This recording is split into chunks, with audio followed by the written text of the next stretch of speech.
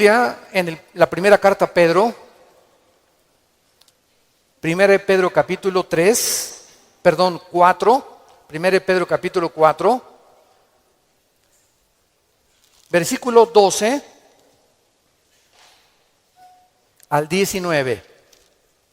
Primera de Pedro 4, versículos 12 al 19. Amados, no se sorprendan del fuego de prueba que os ha sobrevenido, como si alguna cosa extraña les aconteciera, sino gócense por cuanto son participantes de los padecimientos de Cristo, para que también en la revelación de su gloria se gocen con gran alegría. Si son vituperados por el nombre de Cristo, son bienaventurados, porque el glorioso Espíritu de Dios reposa sobre vosotros. Ciertamente de parte de ellos Él es blasfemado, pero por vosotros es glorificado. Así que ninguno de ustedes padezca como homicida, o ladrón, o malhechor, o por entremeterse en lo ajeno. Pero si alguno padece como cristiano, no se avergüence, sino glorifique a Dios por ello. Porque es tiempo de que el juicio comience por la casa de Dios. Y si primero comienza por nosotros, ¿cuál será el fin de aquellos que no obedecen al Evangelio de Dios? Y si el justo con dificultad se salva, ¿en dónde aparecerá el impío y el pecador?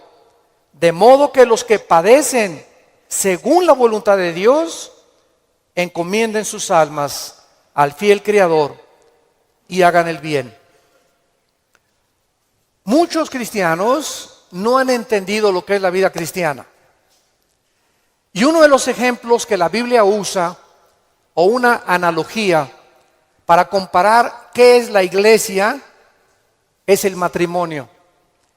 Y en el matrimonio, muchos de ustedes que también están recién casados, tenemos siempre ideas de las telenovelas y fueron felices el príncipe y su amante, o su amiga, o su esposa, por los siglos de los siglos. Y viene la luna de miel y se acaba la luna de miel. Y comienzas a descubrir, ah caray, ¿con quién me casé? O ah caray, yo no sabía, chiquita, que tenías ese genio. Y yo no sabía que eras tan flojo. Ni sabía que dejabas tus calcetines que huelen a queso manchego cuando te levantas de la cama. Y comenzamos en el matrimonio a salir de la burbuja y del mundo ficticio y fantasioso en el que creíamos que era casarse. Y no sabemos que el matrimonio es algo por lo cual toda la vida se tiene que luchar. Nunca habrá un matrimonio perfecto. Nunca habrá un hombre perfecto. Nunca habrá una mujer perfecta. Por eso el matrimonio es para dos discípulos de Cristo. Un hombre y una mujer que siguen a Dios, es como un triángulo. Y mientras más sigue el hombre a Dios, Dios está hasta arriba y la mujer también. Mientras más seguimos a Dios, más cerca estaremos el uno con el otro. Bueno, la iglesia es lo mismo. Hay cristianos que les han hablado, no, la iglesia cristiana es Disneylandia, Reino Aventura, todo peace and love. Nunca va a haber problemas, nunca va a haber fricciones. Y cuando entramos a alguna iglesia o en las iglesias a las que ustedes han asistido, van a encontrar, ¿verdad?, que la iglesia es una mezcla de cizaña con trigo. Que la iglesia es un cuerpo de creyentes mezclados con personas que han entrado del mundo y que entre nosotros necesitamos entender que va a haber fricciones, malos entendidos, contiendas, que doña Pachita ya le hicieron cara de hamburguesa y no quiere regresar. Que porque en esa iglesia, muchos me dicen, es que en esta iglesia o en aquella iglesia a donde yo iba, no había amor. Y el problema está en eso, que entramos a la iglesia creyendo que todo es maravilloso y que estamos en un ejército. Somos soldados en un campo de batalla, en un mundo ocupado por el enemigo, donde nosotros vamos de paso, todo lo que construyamos, todo lo que invertamos en este mundo, se va a quedar. Y cuando este mundo sea destruido, lo único que va a sobrevivir son las almas. Son las almas. Y esta es la razón por la cual debemos vivir por las almas y poner como prioridad las almas que Jesucristo ganó en una cruz con su propia vida. Todos los cristianos vamos a experimentar pruebas. Vean ustedes aquí antes de Pedro se encuentra Santiago en el capítulo 1. Santiago era hermano de Jesucristo. Fue uno de los hermanos de Jesucristo, Santiago. Y él está escribiéndoles a los cristianos que comenzaron a ser perseguidos por el Imperio Romano. Y vean ustedes el consejo que Santiago comienza a delinear. Santiago 1, versículos 2 y 3. Hermanos míos, tengan por sumo gozo cuando se hallen en diversas pruebas, sabiendo que la prueba de vuestra fe produce paciencia. Sabemos entonces que todos nosotros vamos a ser examinados por Dios. Las pruebas, que son muchas, hay familiares pruebas en tu iglesia, en tu trabajo, con tus amistades, como matrimonio, con tus finanzas. Dios prueba el corazón. Y dice Santiago, no se sorprendan, no se maravillen de que de repente hay muchas pruebas. Y en lugar de que la oposición y las pruebas puedan menguar nuestro ánimo, dice Santiago, ¿verdad? Está probándose nuestra paciencia y nuestra fe. Vean ahora aquí, le damos vuelta a primera de Pedro, otra vez, capítulo 1. Y dice el versículo 6 y 7, en lo cual vosotros se alegran ahora, aunque un poco de tiempo. Si es necesario, tengan que ser afligidos en diversas pruebas, para que sometida a prueba vuestra fe, mucho más preciosa que el oro, o sea, ¿por qué tiene que probar Dios nuestra fe? Porque es lo más valioso que Dios nos ha regalado. Lo más grande que tenemos es la fe. Y si queremos agradar a Dios, lo tenemos que agradar a través de la fe. Porque sin fe es imposible agradar a Dios.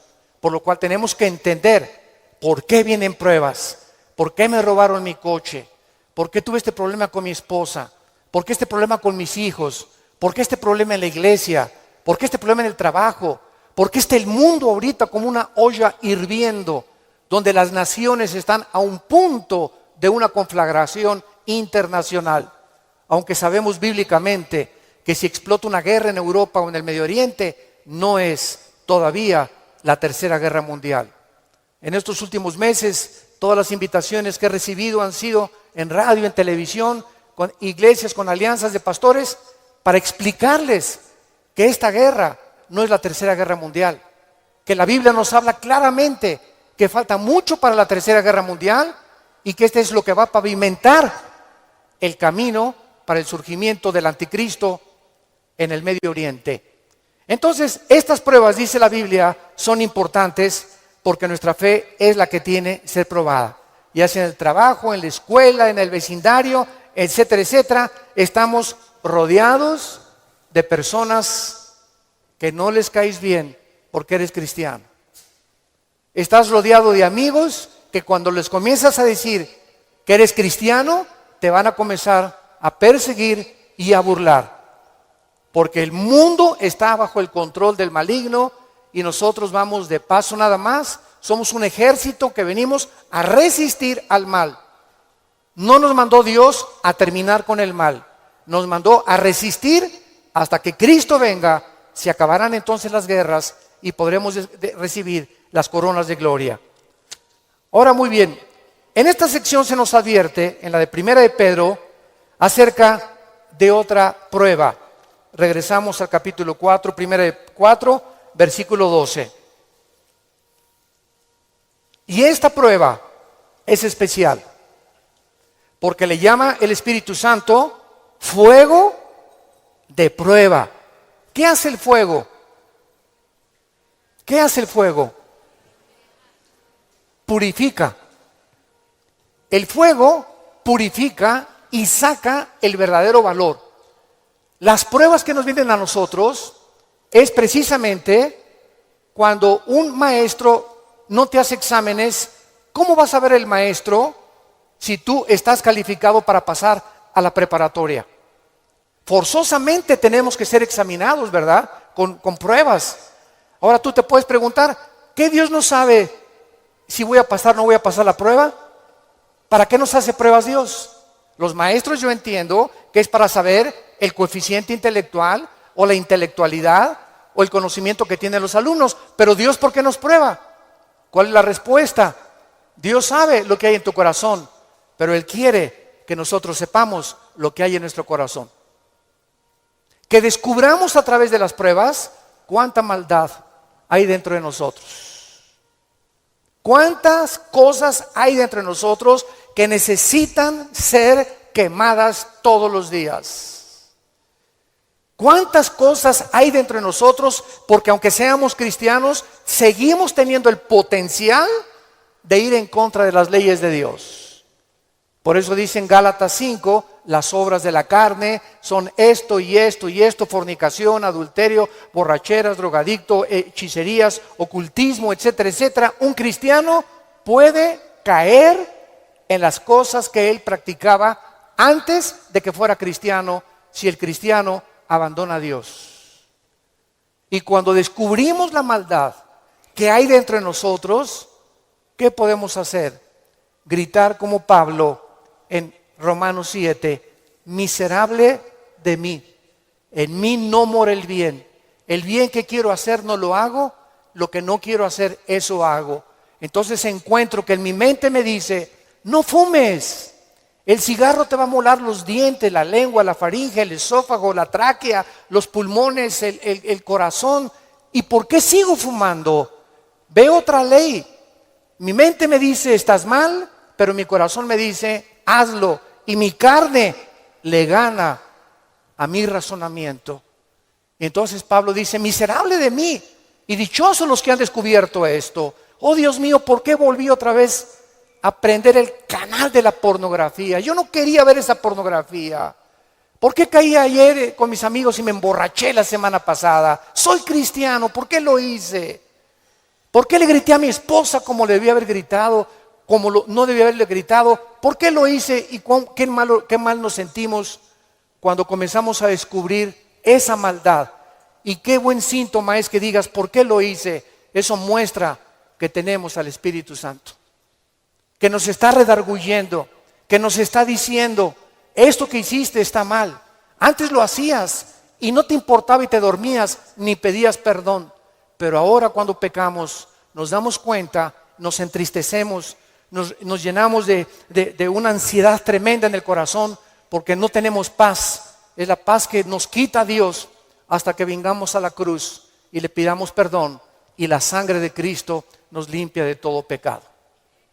Pero esta es la razón por la cual las pruebas Dios nos las manda, para que vayamos evaluándonos honesta, íntegra y sinceramente en qué nivel nos encontramos de espiritualidad. Vayamos a Santiago capítulo 1 otra vez con este versículo y vamos a ver algunas verdades prácticas antes de desarrollar el pasaje que acabamos de leer. Veamos algunas verdades prácticas de las pruebas. En primer lugar, las pruebas son algo común en la vida cristiana. Dice Santiago, cuando os halléis en diversas pruebas. En segundo lugar, estas pruebas, van a venir en diferentes categorías. De repente, estás tranquilo, eres deportista, tomas vitaminas, estás perfectamente sano y te vas a hacer unos exámenes de sangre y las radiografías y la biometría hemática de sangre te dice el médico, tiene usted cáncer. o tiene usted diabetes, o padece usted un problema, ¿verdad?, renal, etcétera, etcétera. En el momento que oímos esta noticia, toda nuestra vida cambia. En ese momento dices, ¿qué me está pasando? ¿Cómo me pudo suceder esto a mí? Fue una prueba de fuego.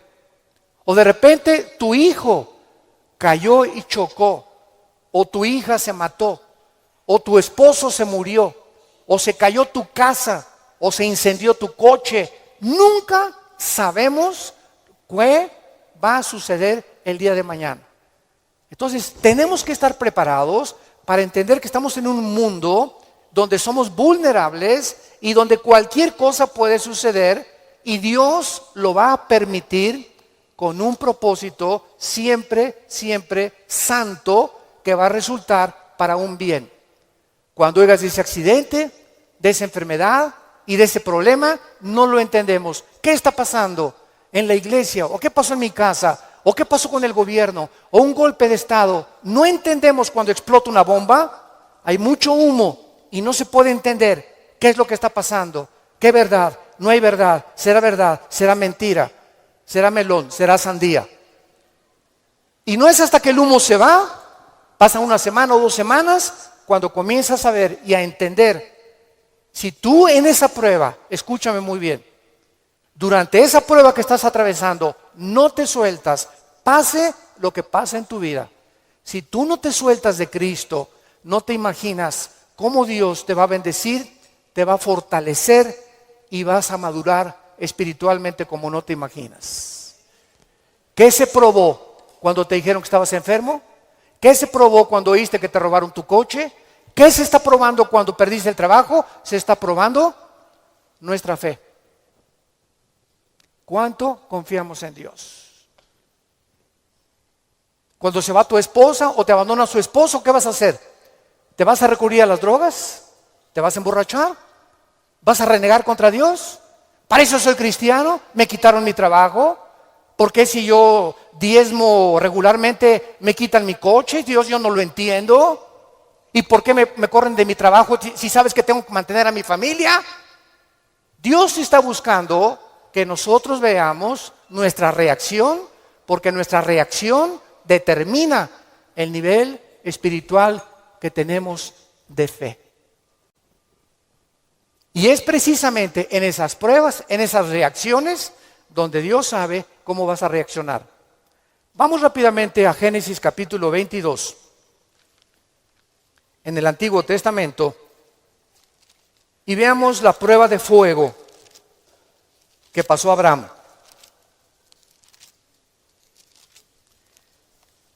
Abraham ya era un hombre maduro,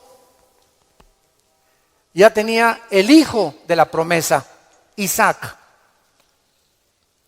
Y a Abraham se le llama en Romanos capítulo 4 el padre de la fe. Por algo será, ¿verdad?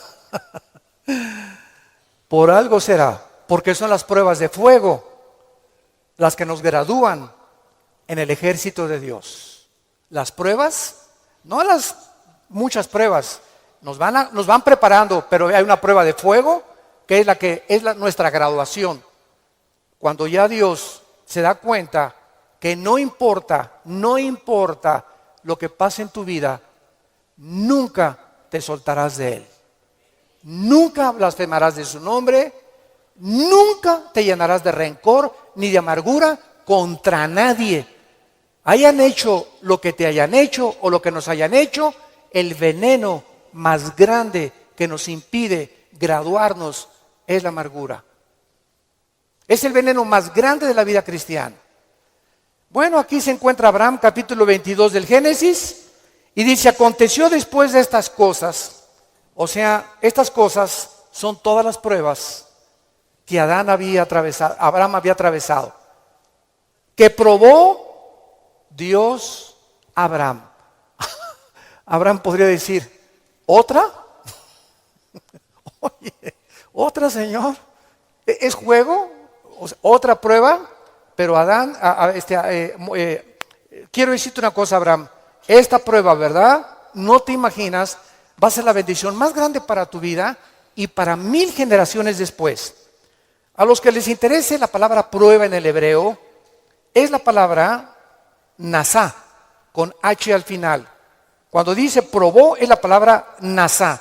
Escuchen lo que significa probar en el hebreo. Manifestar el corazón por medio de la presión. No es hasta que la presión viene a nuestras vidas que se sabe lo que tenemos escondido en el corazón. ¿No es cierto? No es bajo la presión donde se prueba el carácter de los hombres. Bajo la presión. Dice la Biblia, esto es lo que Dios quería hacer. Poner presión en Abraham para darnos un ejemplo a nosotros de cómo reaccionar. ¿Y cuál fue la prueba de fuego que Dios le puso a Abraham? Dame a tu hijo Isaac, versículo 2. Señor, no te oí bien, creo que me está fallando el oído. ¿Qué dijiste? Que me des a tu hijo. Señor, ¿estás bien? ¿No necesitas un mejoral? ¿Me estás hablando? ¿Eres tú? ¿No será un demonio el que me estará hablando? Señor, tú me dijiste que este hijo era el hijo de la promesa, no era Ismael. Tú me prometiste que era Isaac y la semilla de Isaac, el esperma de Isaac, la descendencia de Isaac, donde el Mesías, el Salvador que has prometido, iba a venir. ¿Cómo me lo pides? ¿Y cuál es la respuesta de Isaías 55, 8 y 9? Mis pensamientos no son vuestros pensamientos, y mis caminos no son vuestros caminos, ovejas santas, amadas de Dios.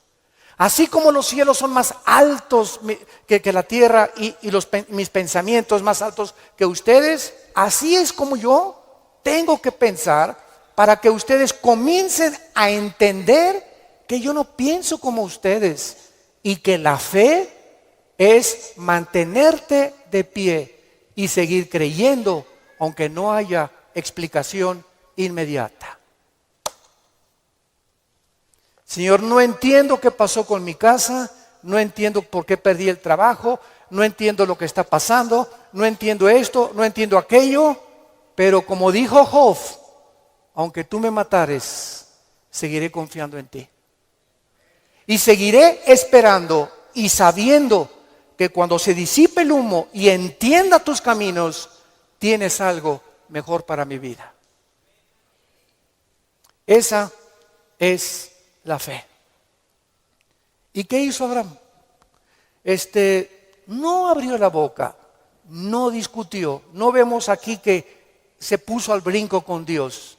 Abraham, Isaac, ven hijo mío. Muchachos, los siervos de Abraham, traigan la leña.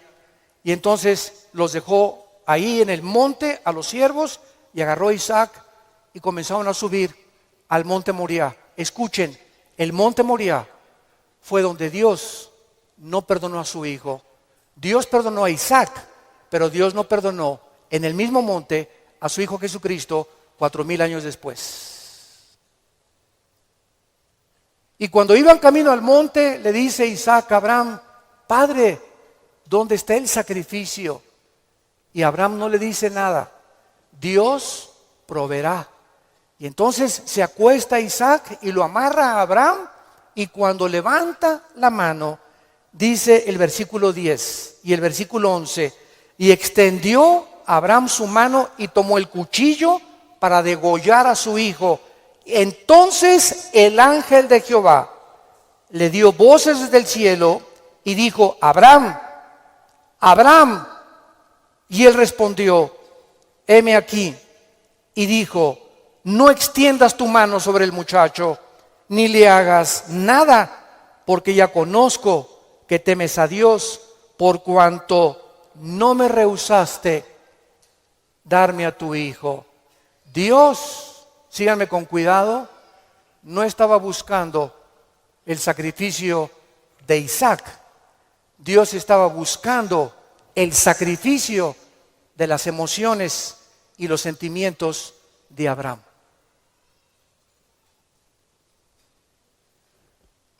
Abraham tenía que pasar la prueba de morir a sus emociones y a sus sentimientos y amar a Dios con todas sus fuerzas y con todo su corazón, escúchenme, más que a su hijo.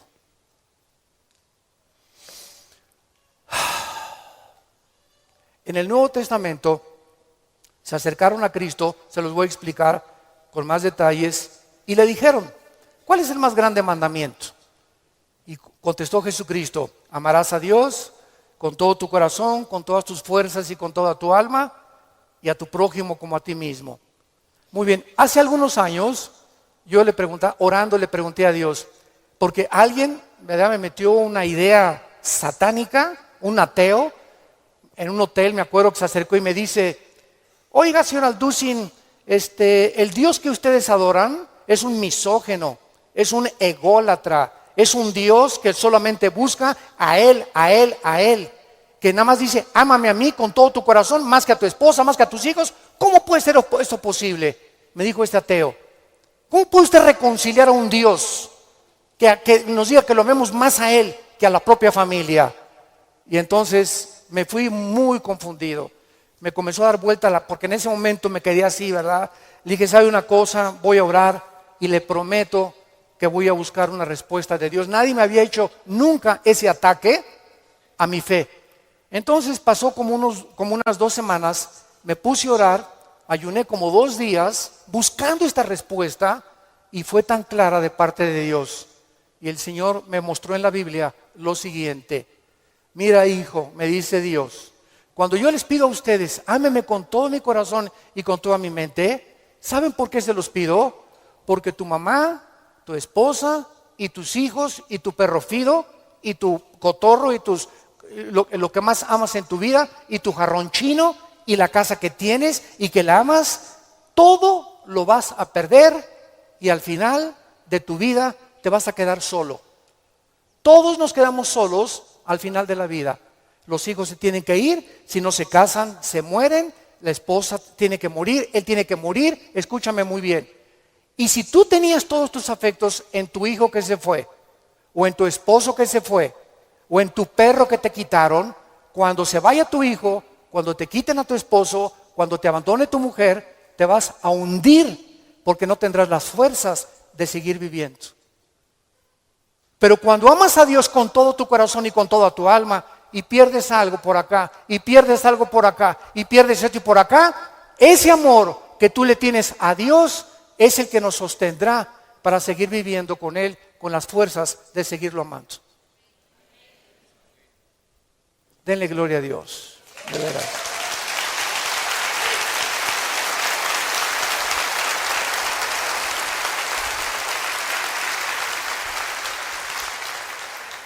La fe es creer aunque no entendamos. Si Dios lo dijo, tiene una razón. Detrás de cada mandamiento de Dios se encuentra la sabiduría de Dios. Cuando Dios le dice a los jóvenes, no forniquen ni tengan relaciones sexuales antes de casarse, gritan los jóvenes y protestan los jóvenes. ¿Nos quieres quitar la felicidad? ¿Qué tiene? ¿Así nos vamos a conocer mejor antes de casarnos? Pero detrás de esa prohibición que Dios tiene es el inmenso amor que Él nos dio desde la cruz. Por amor te lo digo, jovencita, te dice Dios, por amor que te tengo, joven que me escuchas. Tú no te imaginas las consecuencias de la fornicación. Vas a los 18, 19 años a ver crecer tu pancita, te vas a tener que salir de la escuela, él va a resultar con que no te quiere. Es increíble que por no haber puesto ustedes freno en sus relaciones meses antes, hayan ustedes acabado en un pecado que se llama la fornicación. Dios es sabio y nos dice a los casados, no cometerás adulterio. Dice Salomón en Proverbios 6, versículo 32, el que comete adulterio es falto de entendimiento, corrompe su alma el que tal hace. El que comete adulterio echa a perder su matrimonio, sus hijos, los celos, la infidelidad, que tarda años en poder levantarse. ¿Y todo por qué? Por tu ego, por tu orgullo, por tu vanidad, de querer irte con una muchacha más joven o con otro hombre sin tomar en cuenta a tu propia familia. Es el ego siempre el enemigo de nuestro Dios. Dios sabe por qué nos da las provisiones que nos da, porque nos ama y quiere lo mejor para nuestra vida. Y finalmente aquí en estas verdades prácticas en Santiago encontramos también, ¿verdad?, que las pruebas prueban la fe que tenemos y la fe nos muestra cuánto confiamos en Dios. Dice en el Salmo capítulo 11, versículo 1 y 2. En Jehová he confiado. ¿Cómo decís a mi alma que escape al monte cual ave? Porque aquí los malos tienden el arco, disponen sus saetas sobre la cuerda para asaetear en oculto a los rectos de corazón. Si hubo un hombre perseguido, calumniado, vituperado, despreciado entre los héroes de Dios, fue el rey David. A los 17, 18 años lo ungen, Samuel, tú vas a ser rey de Israel. Ah, dice David, qué suave. Bueno, pasaron casi 12 años, vean esto, desde que lo ungen con sus hermanos, pasaron 12 años, hasta los 30 años de edad, 12 años de pruebas. El hombre que Dios había escogido para sentarlo en el trono de Israel, tenía que ser probado. Y tenía que ser probado en la amargura, en el rencor, en la confianza en Dios, en saber que no importa, aunque me rodee un ejército y aunque tenga las miles de amenazas, Dios es mi salvación, mi fortaleza y mi luz. ¿De quién temeré? Dice el Salmo 27. ¿De quién temeré? Es el temor dentro de nosotros lo que nos impide confiar en Dios. Ay, tengo temor que si me entrego a Dios me va a pasar esto. O tengo temor que si hago estas cosas me va a pasar aquello. Ese temor lo tienes que vencer. Porque Dios no nos ha dado espíritu de temor, sino de valor, de poder y de amor propio. Entonces tenemos que entender que las pruebas forman parte de la vida cristiana. Regresamos a nuestro pasaje de 1 de Pedro y examinémoslo rápidamente. Dice nuestro pasaje: no se sorprendan, amados, del fuego de prueba que os ha sobrevenido, como si alguna cosa extraña aconteciera. Número 1, se nos advierte cómo no debemos de reaccionar. Con sorpresa. No debemos reaccionar con sorpresa. No puedo creer lo que me está pasando. Más te vale que lo creas. No puedo creer que mi noviecita me dijo que yo me parecía a John Travolta, hermano, y me dejó por otro y se fue. No lo puedo creer. No puedo creer que mi esposo me haya abandonado. No puedo creer que este negocio haya caído. No puedo creer, yo fui fiel en mi trabajo y me corrieron, hermano, del trabajo. No lo puedo creer. Más te vale que lo sigamos creyendo. No nos sorprendamos, es una prueba. Cualquier cosa que afecte tu vida, tu estabilidad emocional o física, son pruebas. Entendámoslo. Dios es un Dios que nos tiene que probar. Y estas pruebas son para nuestro bien. Y vamos a descubrir en las pruebas que Él es real, que Él sana, que Él restituye, que Él vindica, que la oruga y el saltón te robaron, Dios te lo va a devolver 10 veces más. Pero es esa fe la que Él está tratando de desarrollar en nuestras vidas, porque es mucho, mucho más preciosa que el oro. Dice en 1 de Pedro 5:10, mas el Dios de toda gracia, que nos llamó a su gloria eterna en Jesucristo, escuchen bien, santos de Dios, después que hayáis padecido, ¿cuánto tiempo? No toda la vida es la Inquisición por el amor de Dios. No toda la vida como llegó una hermana, ay, pastor, ¿qué le pasa a doña Chole? Pues sigo con pruebas. Hermana, tengo 5 años que la conozco y usted ya le ganó a Job.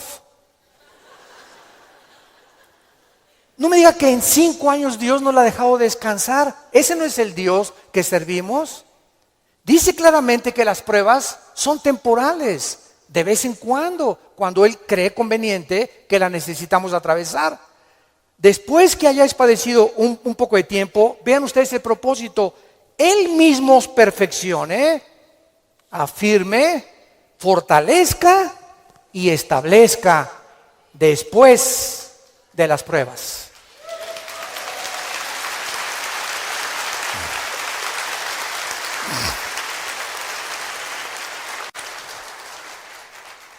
Ahora, veamos lo que tenemos que hacer.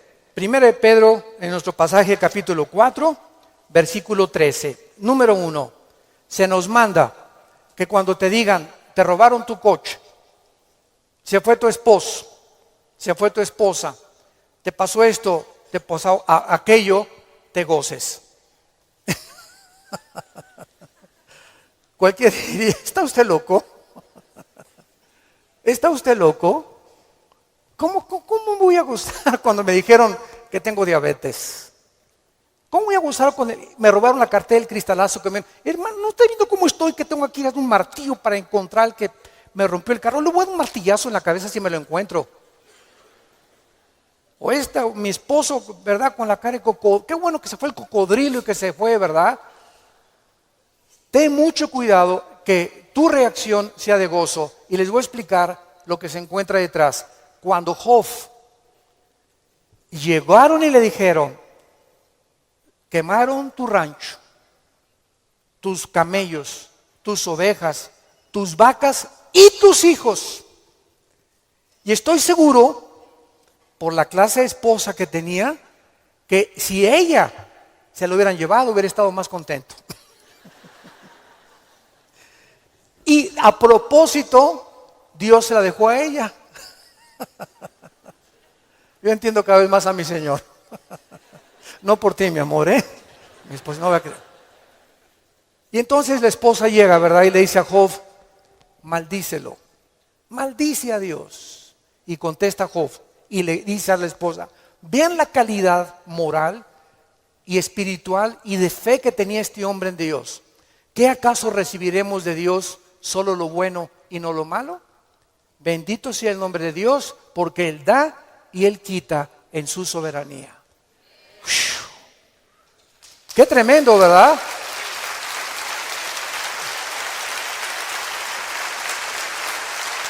Qué tremendo. Entonces, en ese momento, cuando somos asaltados por dudas y malas noticias, en otras palabras, porque son malas noticias, en ese momento tengamos mucho cuidado de no permitirle a nuestro corazón que nos gobierne la lengua, porque de la abundancia del corazón habla la boca. Entonces, en lugar de proferir maldiciones o acusaciones, o eres tú Dios, o compartirlo con otras personas, híncate. Filipenses 4, 6 y 7. Híncate y dale a conocer a Dios, Señor, no entiendo lo que está pasando. No entiendo por qué me pasó esto, por qué esta enfermedad. Oh Dios, no entiendo, pero quiero seguir confiando en ti. Solo te pido que mientras esto pasa y no lo entiendas, me fortalezcas y me muestres la razón para que yo pueda seguir bendiciéndote y adorándote. Es el tiempo más difícil de nuestra vida cuando no entendemos lo que está pasando. Vamos rápido a 2 Corintios capítulo 12. 2 Corintios capítulo 12 y veamos lo que le pasó al apóstol Pablo y la forma como él reaccionó. 2 Corintios 12.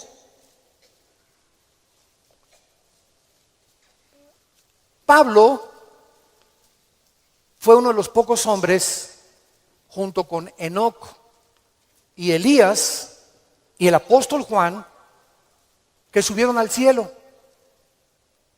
En el Nuevo Testamento, Pablo y Juan fueron los dos únicos apóstoles que subieron al cielo sin morir. Fueron sacados de su cuerpo espiritualmente. Y Pablo lo llevó Dios al tercer cielo, donde habita Dios. Y cuando Pablo regresó a la tierra, su espíritu salió de su cuerpo y su espíritu volvió a entrar a su cuerpo. Pablo dice que lo que él oyó allá en el cielo y lo que él vio, no había palabras humanas para poder describirlo.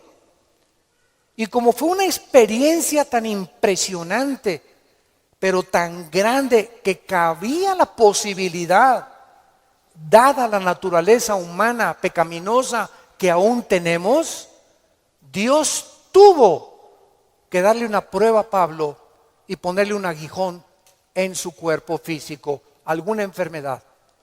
Y esta enfermedad no sabemos qué es. Algunos han especulado que era algún problema oftalmológico, porque dicen Gálatas, mira con cuán grandes letras les escribo. Bueno, no sabemos, ¿no? Entonces Pablo tenía algo en su cuerpo que lo atormentaba y se hincó delante de Dios y le dijo: Señor, quítame este aguijón. No, Pablo. Señor, te ruego, quítamelo. No, Pablo. Señor, te lo imploro como de corazón. Si quieres me voy a la villa y de vuelta de rodillas. Hago lo que tú quieras, quítame este aguijón. Y Dios le contesta y le dice en el versículo 9: y el Señor me ha dicho, bástate mi gracia. ¿Por qué? Porque mi poder, y lo traduzco en el original griego, está en presente continuo. Mi poder se está perfeccionando a través de esta dolencia física que he permitido que tú tengas. Mi poder se está perfeccionando mientras tú estás sufriendo esta enfermedad en la que estás atravesando. Y entonces Pablo, cuando entiende, detrás de lo que no entendía, por qué Dios permite eso en su vida, contesta Pablo y dice: por tanto, de buena gana me gloriaré más en mis debilidades, para que repose sobre mí el poder de Cristo. Hace poco mi esposa y yo estábamos en Dallas, y ¿se acuerdan de este muchacho que no tiene brazos ni piernas? Muchos de ustedes lo conocen. Bueno, su esposa es mexicana, de Chihuahua. Y estuvimos ahí como una hora mi esposa y yo y nuestros 3 hijos compartiendo con ellos en una iglesia de Dallas, y nos querían conocer también a nosotros, bueno, que también conocían nuestro ministerio, etcétera, etcétera. Y cuando yo me acerqué a abrazarlo, a este muchacho, ¿de dónde lo agarro? Nunca había tenido esa impresión, me quedé como paralizado. ¿Qué hago, no? Y él me hacía así. Bueno, pues entonces como un costal, ¿verdad? Lo agarré y lo hice así. Y me dice: levántame. Y le comencé a hacer así. Y entonces le pregunté y le dije, sinceramente, platicando con él, ¿por qué nos dijiste que quién era feliz? Y entonces en la reunión que él tuvo, le preguntó a la gente: ¿quién de ustedes es feliz? Y muchos que estaban: yo sí o no. Y me dice: yo les quiero contestar algo. Dios permitió que naciera sin brazos y sin piernas para que yo fuera un testimonio que la felicidad no se encuentra en estar completo, sino en tener el poder de Dios viviendo en tu vida.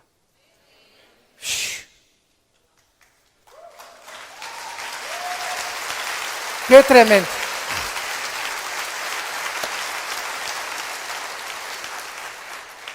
Mi esposa y yo nos bañamos de lágrimas.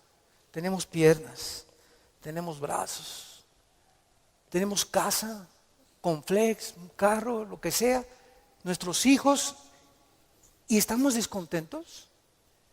Teniendo contentamiento, teniendo sustento y abrigo, estemos contentos porque estamos vivos. Nosotros estamos completos, y él era más feliz que la mitad de los que fueron a escucharlo. Él riéndose, y era una felicidad, ¿no es cierto, Marta? Un gozo sincero. Él no estaba fingiendo, él estaba lleno del poder de Dios. Y transmitía en sus ojos esa paz, ese contentamiento, esa aceptación. Él dijo que a los 12 años se quiso suicidar porque todavía no había aceptado a Cristo. Y se metió y dice: ¿cómo me suicido? ¿Con qué? Ni modo que agarre una pistola y le haga así, ¿verdad? Se metió a la tina del baño y con la boca abrió la llave y se quería morir ahogado. Y cuando estaba el agua subiendo, muchos de ustedes que ya no oído su testimonio, yo lo traigo grabado en mi iPhone, dice que en ese momento dijo: si yo me quito la vida, nunca podré compensarles a mis padres y los haré culpables a mis padres, porque siempre se lamentarán porque yo nací así, y si hay un Dios, nunca conoceré el propósito por el cual permitió que yo naciera sin brazos y sin piernas. Y apagó la llave y le dijo, yo no entiendo, al año se convierte a Jesucristo. Y ha ganado millones de almas. Dios dicen que hay uno entre 15 o 20 millones de seres humanos que nacen así. A este muchacho Dios lo escogió Dios para dar un mensaje al mundo. La felicidad no está en el dinero, ni en tener salud, ni en tener casa, ni en tener vehículos, sino si tú tienes a Jesucristo y la paz de Él que sobrepasa todo entendimiento.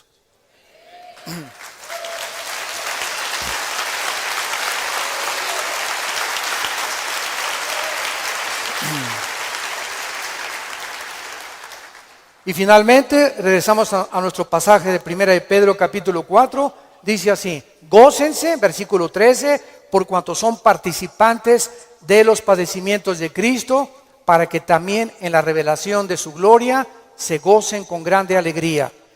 En penúltimo lugar, las pruebas nos están haciendo parecernos más a Jesús.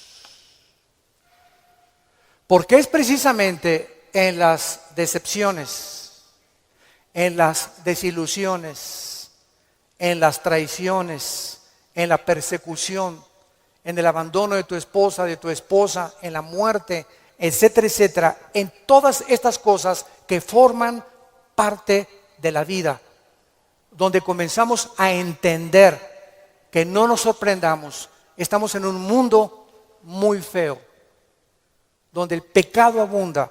Este grupo de ISIS en el Medio Oriente ya no son seres humanos, son zombies, son monstruos, seres humanos deshumanizados completamente, sin ningún sentimiento, sin ninguna emoción, sin ningún corazón, ninguna conciencia. A los niños ahora los enseñan a ellos que a las víctimas les corten la cabeza y jueguen fútbol con las cabezas para desensibilizarlos y deshumanizarlos a los 8 años de edad.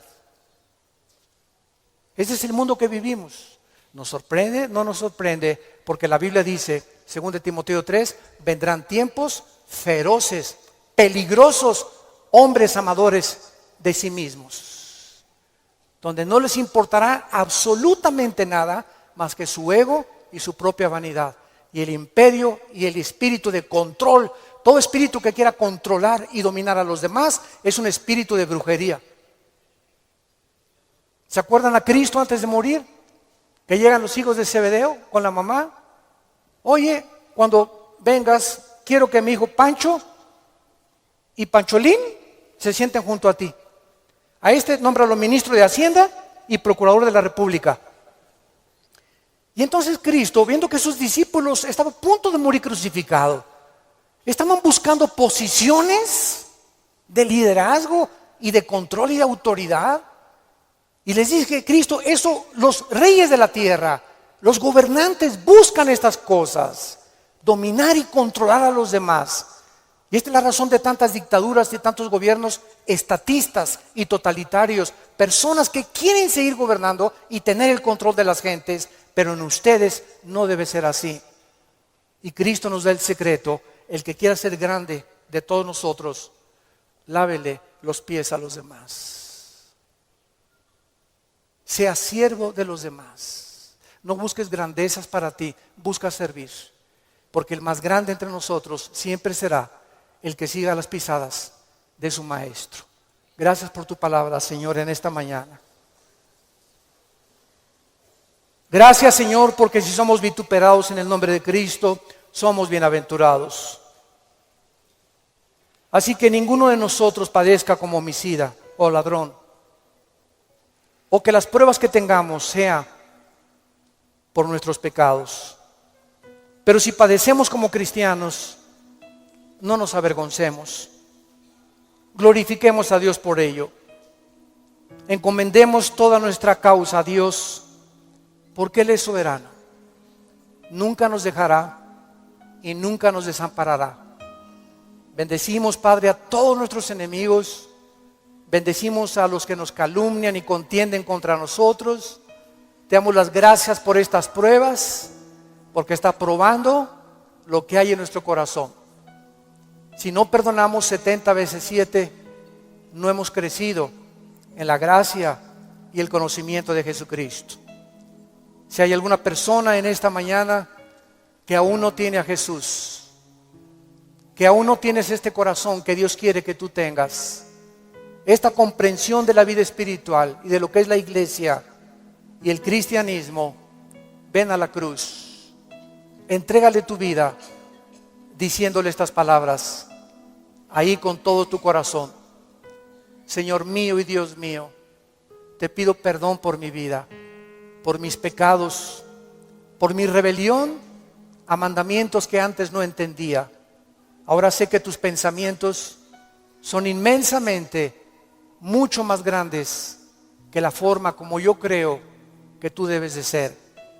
Tú me creaste y me hiciste nacer con un propósito en la vida.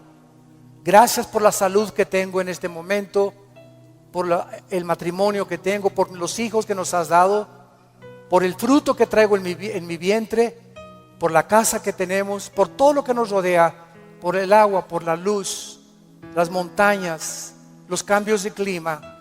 Te bendigo, Señor, haberme puesto en este planeta donde te puedo conocer. Creo que en la cruz pagaste con tu sangre por mi vida y mis pecados. Y te pido, Jesús, porque creo que a los 3 días resucitaste de los muertos, que entres a mi corazón como mi Señor y mi Salvador. En el nombre de Jesús.